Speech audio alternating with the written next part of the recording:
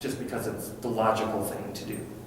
Now, are you interested in any other types of classics? I mean, you maybe mentioned Greek heavily. I mean, Roman works, maybe some Elizabethan or Jacobean era that isn't Shakespeare, because that tends to get you a little bit more, people are treading onto those normally.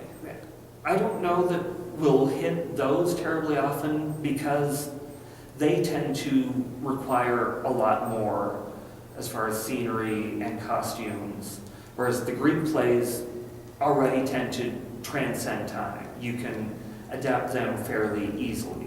The Romans, I think you could do that very well. The Romans tend to be the same basic stories, but a little bloodier for the most part. But with the Elizabethan stuff, I think that that's still better suited for universities than for community theaters. And like you mentioned with the Shakespeare, Gannon's got the Summer Shakespeare Festival. All-in-Act does at least one Shakespeare a year. Those are being done already. We don't want to come in and say, well, here, we think we can do it better. They've got the market for it. There's plenty of other theater that's quality that's available that I think we can continue to look at things that they wouldn't do. Right. I mean, things like, no one's touching Marlowe. From what I can remember, I've never seen a Marlowe piece done in the area. So, I mean, yes, there's plenty of things that haven't been touched in years, if ever. So for people that do see this or that hear about this, what is your other wish list out there of, if someone has not just money and time, because obviously those are two of the strongest things that any community theater can use is people volunteering their time and effort in any fashion and money, but is there anything else that can be contributed that would help you guys make it to a 5-year anniversary? The thing that I want most to get established is at least an annual, if not biannual, audition day where students and community members can come in and try different audition forms.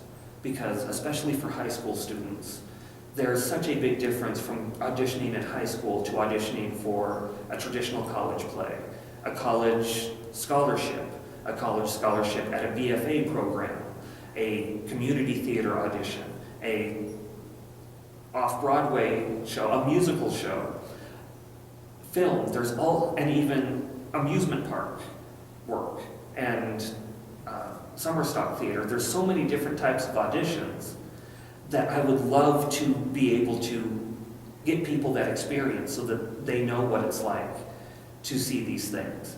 Because I think so often students can get used to one particular type of audition, and then when they go someplace and it's not that type of audition, they get discouraged and they quit doing theater because it didn't work the way that they were comfortable with. Right, and even in a program, I'm sure as you can attest to, at working at Bowling Green, you're going to have a different type of audition for a different director.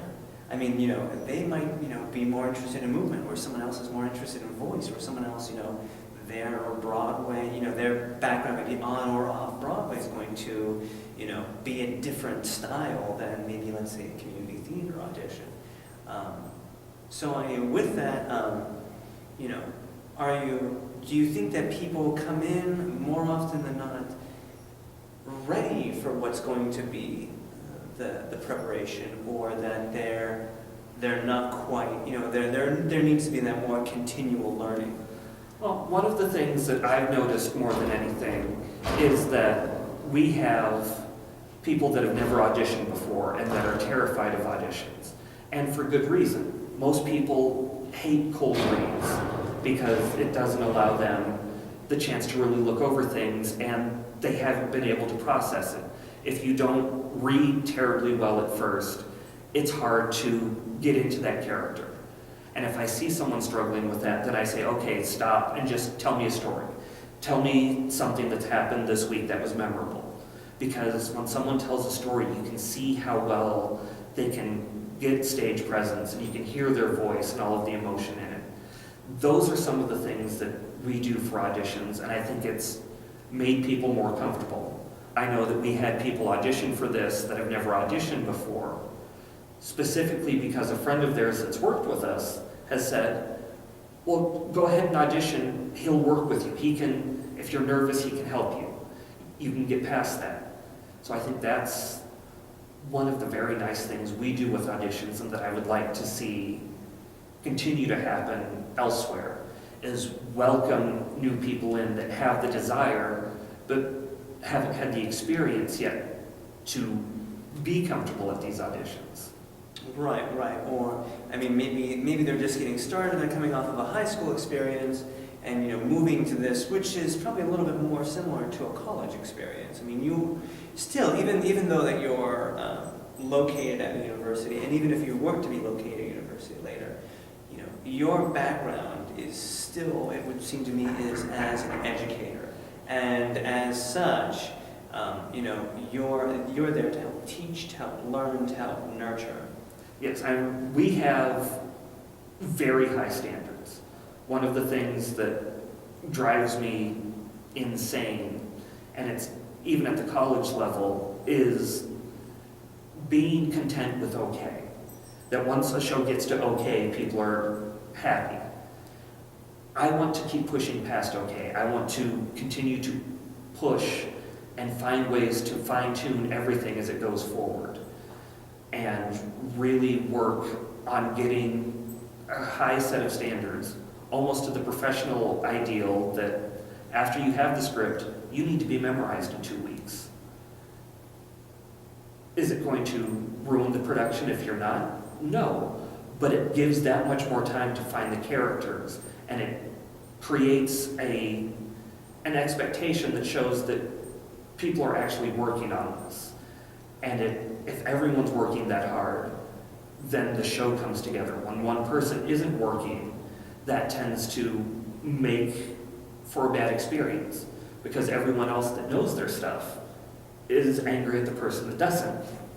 So if we have those expectations and we all work at them right away, and I hand out the list of expectations and say, here's what we're going to do. We're going to do work, we're going to push ourselves past our comfort levels. We're going to do things we don't normally do in a community theater, with physical warm-ups, with vocal warm-ups, and we're going to take them seriously so that we continue to grow. Those are the little details that I think can really push a good show to great, and a very good show to even better. Excellent. Well, thank you so much for your time, and I wish you the best of luck with the remainder of your season. Thank you. I'm very excited to see what happens with True Love. It's our most ambitious show yet, because it deals quite a bit with very intense themes, like Blackbird did, but this has a much larger cast. This is getting 11 people together to have a very honest discussion about sexual deviance and the problems that people face with taboo attractions, and how do you live with that, knowing that what you want is wrong, and how can you hide that and still maintain